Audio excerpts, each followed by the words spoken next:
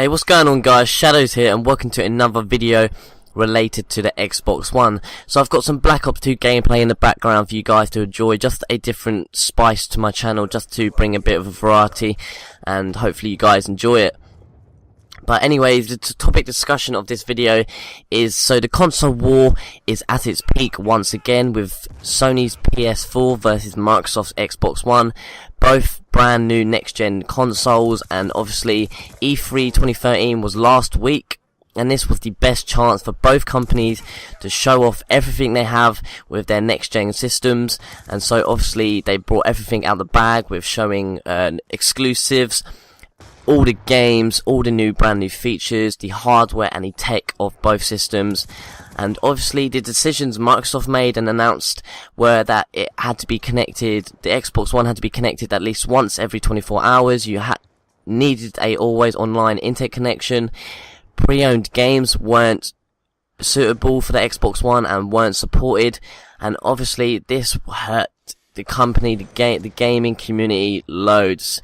The gaming community responded very badly to this with the decisions made. A lot of people who I know who have been Team Xbox for so long with the 360 for the last 5-6 years said, you know what, if Microsoft think they can make these decisions and they can restrict us on what we can do with our games and our internet connection, you know what, move on to buy and pre-order PS4 instead of the Xbox One. And obviously this will affect the console war loads, and maybe it would end already with the PlayStation on top.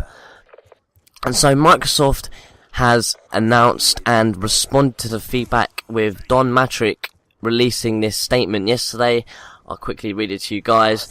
So they said, since unveiling our plans for the Xbox One, my team and I have heard directly from many of you, read your comments and listen to your feedback. I would like to take the opportunity today to thank you for your assistance in helping us to reshape the future of the Xbox One.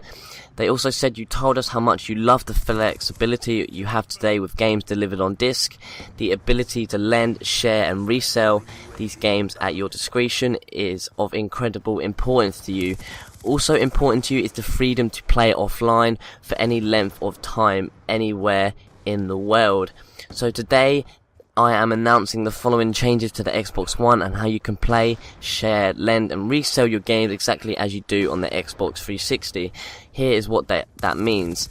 So this is what they've got to announce. An interconnection will not be required to play offline Xbox One games. After a one-time system set up with the new Xbox One, you can play any disc-based game without ever connecting online again. There is no 24-hour connection requirement, and you can take your Xbox One anywhere you want and play your games just like on the Xbox 360. So all you need to do is connect to the internet once as soon as you get the Xbox One, because I think you need to download an update to get the system ready, and then you don't need to connect to the internet anymore. Next, they also announced was trade-in, lend, resale, gift and rent disc-based games, just like you do today. So there will be no limitations to using any and sharing games. It will work just as it does today on the Xbox 360. In addition to buying a disc from a retailer, you can also download games from Xbox Live on the day of release. If you choose to download your games, you still will be able to play them offline just like you do today. Xbox One games will be playable on any Xbox One console. There will be no regional restrictions, so there's no more regional lock. You can get a console from anywhere in the world and you can get a game from anywhere in the world and it will be compatible and it will work. And so they said these changes will impact some of the scenarios we've previously announced for the Xbox One. The sharing of games will work as it does today. You will simply share the disc. Downloaded titles cannot be shared or resold. Also similar today, playing disc-based games will require that disc to be in a tray. So they say, we appreciate your passion, support and willingness to challenge the assumptions of digital licensing and connectivity. While we believe that the majority of people will play games online and access the cloud for both games and entertainment, we will give consumers the choice of both physical and digital content. We have listened and we have heard loud and clear from your feedback that you want the best of both worlds.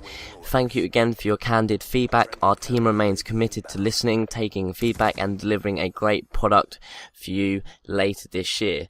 So I just want to say a massive applause to Microsoft for doing this. Obviously this will take a lot of time and production. They have to take all the Xbox One back into production to get this all done and make sure it's delivered for day one release. So big thanks to Microsoft. Has this changed your ideas on what next gen systems you want, guys? Are you still going to stick with Team Xbox? Are you going to be part of the PlayStation Nation? Let me know down in the comments section below what next gen system you'll still be getting and whether you'll stick with the PlayStation 4 even though Microsoft have changed their policies. So my name is Shadows. I hope you enjoyed this video, guys, and if you subscribe to my channel I will be keeping you all up to date with the console war with everyday information on both systems and whether the PS4 or the Xbox One will come on top. So I hope you enjoyed this video, and thanks for watching, and I will see you on my next one.